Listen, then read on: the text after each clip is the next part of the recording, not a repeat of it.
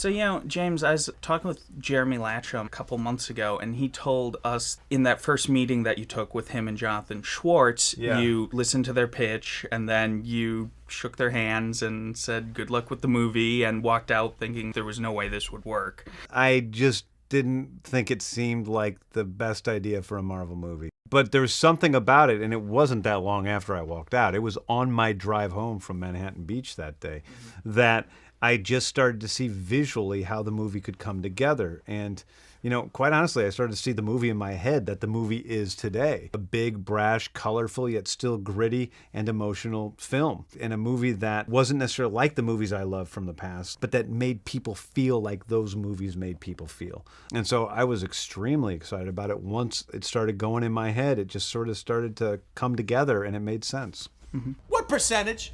I don't know. 12%. 12%? Similarly, Kevin was talking about when you wrote the 12% scene where Quill lays out his plot. That was a scene that he sort of pointed to being like, we need more of this.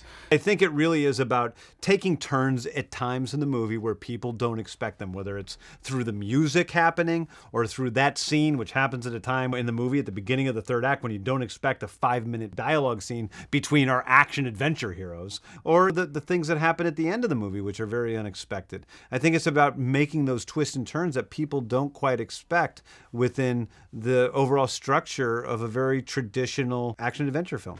What is that? It's a bomb. And you leave it lying around? I was gonna put it in a box. What's a box gonna do? What to you is the most you moment in the finished film, do you feel like? I think the fact that the music is in there, that I put in the script from the beginning. I think the fact that I, worked on the score from Tyler Bates. We wrote it all before we shot. We shot the whole movie to the music, whether it was the soundtrack or the score.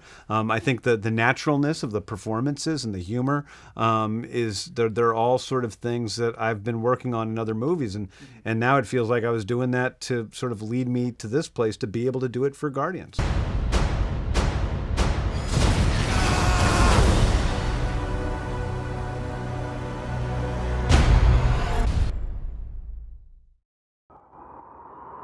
Marvel, your universe.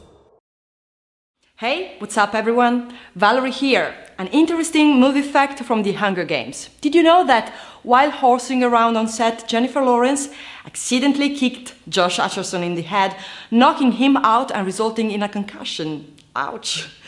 I'm sure after this, Miss Lawrence learned that there's time for work and a time for play.